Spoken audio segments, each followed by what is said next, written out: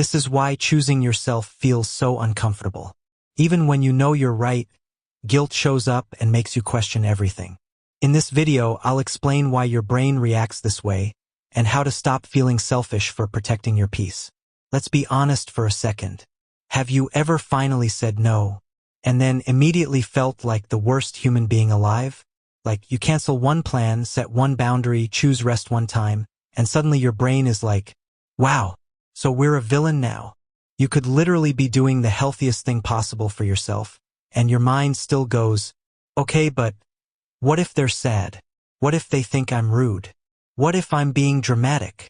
And now instead of enjoying your decision, you're sitting there feeling guilty, replaying the conversation, overthinking every word, and wondering if you should just apologize for existing. If that sounds familiar, you're not broken. You're not selfish. And you're definitely not heartless. You're just dealing with a brain that was trained to put other people first, even when it hurts you. Let's talk about why this happens. First, we need to clear something up. Guilt does not automatically mean you did something wrong. I know that sounds obvious, but your brain doesn't believe it. Your brain treats guilt like a warning alarm. Like, danger. You might lose love. Fix it immediately. So the moment you choose yourself, your brain panics, not because you're wrong, but because you're doing something unfamiliar. For a lot of people, especially people pleasers, choosing yourself feels uncomfortable because it goes against how you learn to stay safe emotionally. Think about it. If growing up you were praised for being nice, helpful, understanding, mature for your age, what that often really meant was you learned early that being easy to deal with got you love. So your brain made a rule. If I keep people happy, I stay connected.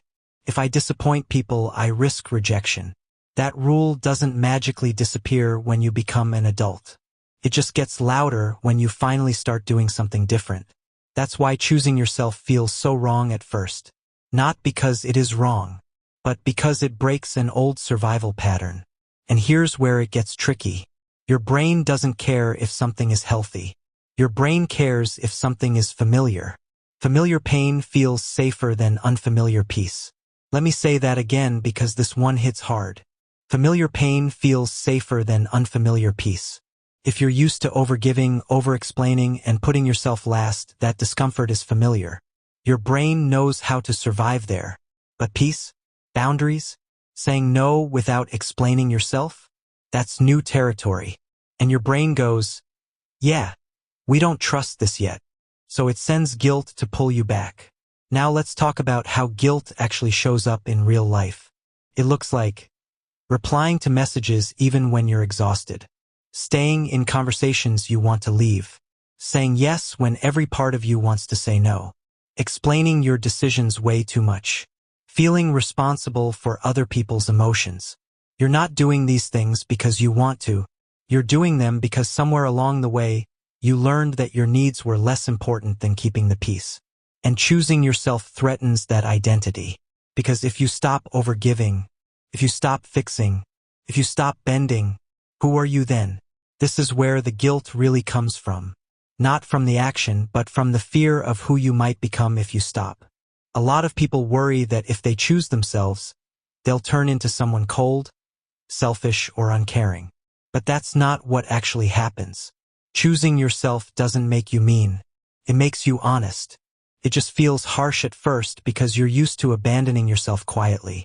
Let's use a simple example. Imagine you've had a long day. Your brain is fried. Your social battery is at 2%. A friend texts you and wants to talk. Old you would say yes even though you're exhausted. New says, hey, I really need rest tonight. Can we talk tomorrow? Sounds healthy, right? But what happens next? Guilt. Your brain starts narrating, wow, that was rude. What if they think I don't care? They were there for me once. I owe them. I should have just pushed through. Notice how fast your brain makes their feelings your responsibility. That's conditioning, not morality. And here's the part most people don't realize. Guilt often shows up strongest when you're doing something right for the first time. Because your nervous system hasn't caught up yet. It's like going to the gym after years of not exercising. The soreness doesn't mean you injured yourself.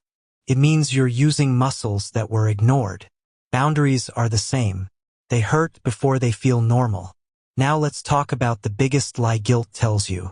The lie is, if I feel guilty, I must be selfish. But selfishness is about taking at the expense of others. Choosing yourself is about not abandoning yourself anymore. There's a huge difference. Selfish people don't feel guilty. They feel entitled. You feel bad for resting. That should tell you everything. Another reason guilt shows up is because people around you might not like the new version of you. And this is uncomfortable to accept. When you start choosing yourself, some people lose access to the version of you that always said yes. And they might react. They might guilt trip you, act distant, say things like, you've changed, or suddenly need you more. And that reaction reinforces your guilt. Your brain goes, see, I hurt them. I should go back. But here's the truth. Not everyone who benefited from your lack of boundaries will support your growth. That doesn't make you wrong. It just makes the change visible. And this is where you need to reframe guilt. Instead of asking, why do I feel so guilty? Ask, what pattern am I breaking right now? Because guilt is often a sign that you're interrupting an old habit of self-abandonment. Another important thing to understand is this. You can be kind and still have boundaries.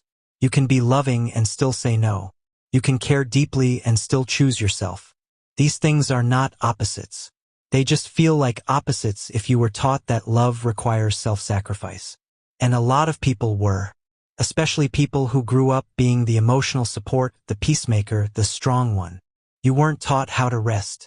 You were taught how to endure.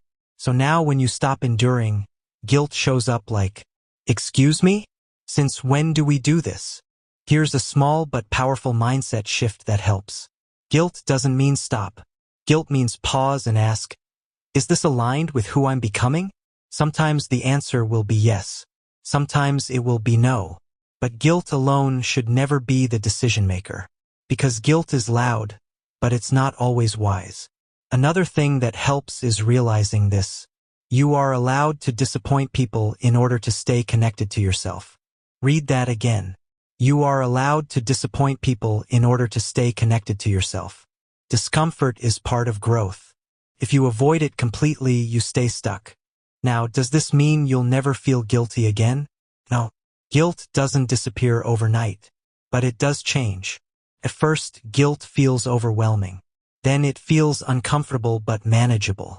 Then one day you notice it shows up and leaves faster. And eventually, peace becomes more familiar than pain. And that's when everything shifts. You stop explaining yourself so much. You stop apologizing for things that don't require apologies. You stop confusing being needed with being valued. And you start realizing something important. Choosing yourself didn't make you lose love. It just filtered out relationships that only worked when you were overgiving. And the ones that remain, they're healthier. They respect your no. They don't punish you for having limits. And most importantly, you stop feeling at war with yourself. So if you're in that phase right now, where guilt is loud and choosing yourself feels wrong, I want you to know this. You're not regressing. You're not becoming selfish. You're not failing at being a good person. You're unlearning a pattern that once protected you, but no longer serves you. And that process is uncomfortable. But it's also how you grow. So the next time guilt shows up after you choose yourself, instead of panicking, try saying this. Thank you for trying to protect me, but I've got this now. And then, don't undo your boundary. Sit with the discomfort. Passes. And what replaces it is something much better. Self-respect. And that is always worth choosing.